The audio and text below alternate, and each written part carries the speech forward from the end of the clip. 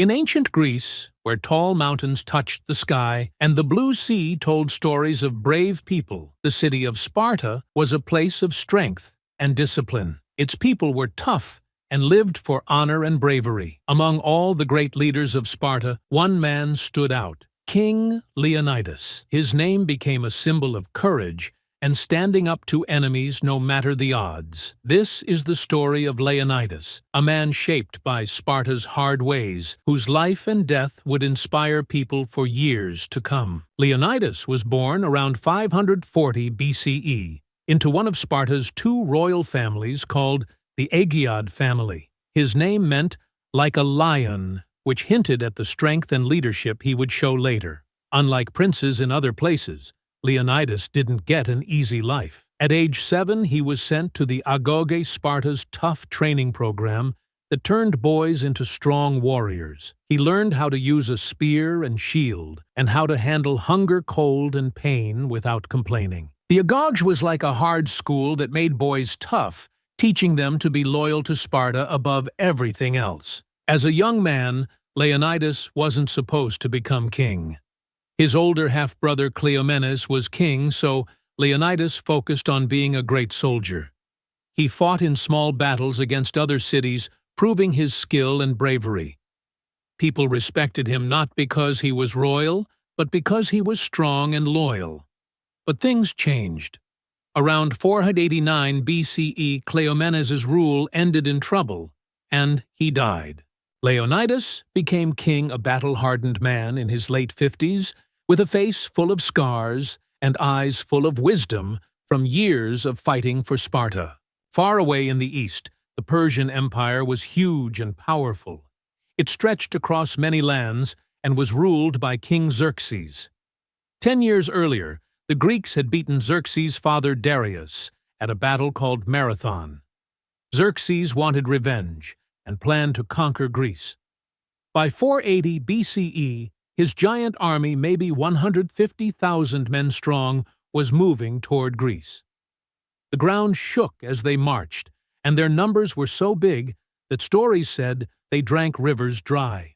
The Greek cities didn't always get along, but now they had to decide: give in to Xerxes or fight for freedom. Sparta, known for its strong army, was expected to lead. Leonidas, now king, was ready to step up. His serious face showed he was ready to fight. When Persian messengers came to Sparta asking for surrender with gifts of earth and water, Leonidas answered boldly, "Come and take them."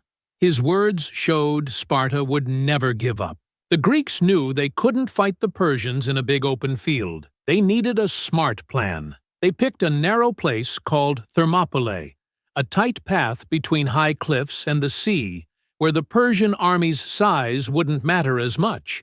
Leonidas was chosen to lead about 7,000 men, including 300 of Sparta's best fighters, his personal guard. Each of these Spartans was a father, so their families would live on if they died. With shiny bronze armor and red cloaks, they marched to Thermopylae, ready for battle. In August of 480 BCE, the Persians arrived, their army so big it filled the horizon with spears and flags. Xerxes thought he could scare the Greeks into giving up. He sent messengers offering peace if they dropped their weapons. Leonidas stood tall and said, "Molon Labe," which means, "Come and take them." For 2 days, the Greeks held the pass, their tight lines of soldiers like a wall of metal. The Spartans fought together, their long spears stabbing as one, their shields blocking the enemy. Leonidas was in the front, fighting hard, his voice loud, encouraging his men. The Persians attacked again and again, but fell in huge numbers because the narrow pass meant only a few could fight at a time. The Persians sent their best soldiers called Medes, and even their top warriors, the Immortals, but the Spartans stopped them all. Leonidas moved among his men, shouting to keep fighting. The Greeks lost some men, but stayed strong. For 2 days they held back the huge Persian army, their bravery like a bright fire. But then a Greek named Ephialtes betrayed them.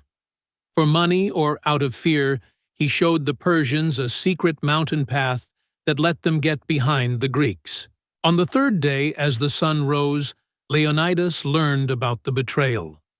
The Persians were coming from behind, trapping his army. He had a choice: run away and save his men, or stay and fight to give the other Greeks time to get ready. For a Spartan, running was shameful worse than dying. Leonidas sent most of his allies away to fight later. He kept his 300 Spartans, 700 Thespians who chose to stay, and a few others, maybe 1,400 men total. They would fight to the end, knowing they wouldn't survive. As the sun came up, Leonidas spoke to his men like a brother, not just a king. "Eat well," he said, "for tonight we dine in Hades." This meant they would fight until they died. The Persians attacked with arrows filling the sky, and their huge army now able to surround the pass. The Greeks fought like they were unstoppable.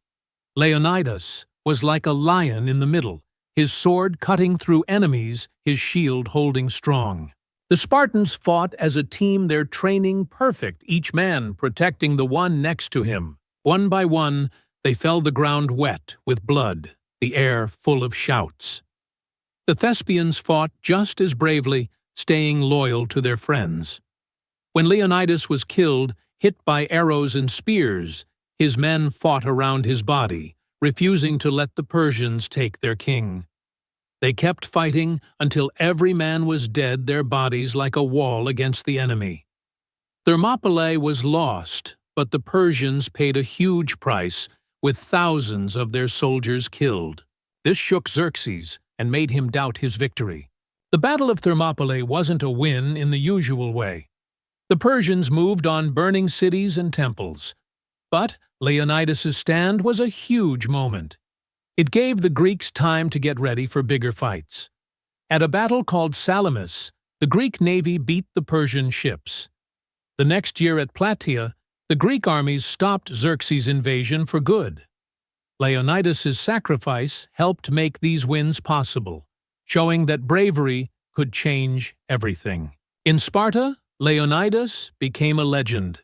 His name was spoken in training camps and written in Spartan history. In all of Greece, his story spread through songs and tales. He stood for the Spartan way, putting duty first, facing death without fear, and fighting for his people, not for fame. His stand at Thermopylae showed that even a giant empire could be challenged. His words, "Molon Labe," became a call to fight against anyone who tried to take freedom away. Leonidas's story didn't end with his death. It was told over and over, becoming a lesson for everyone. Thinkers talked about his sacrifice, wondering about duty and survival. Warriors looked up to him, lifting their weapons in his name. Even in faraway places, his story inspired people, showing what it means to stand up to bullies. Thermopylae became a special place, where people felt the power of his courage. Sparta rose and fell over time, its strength fading as new powers grew. But Leonidas stayed alive in stories.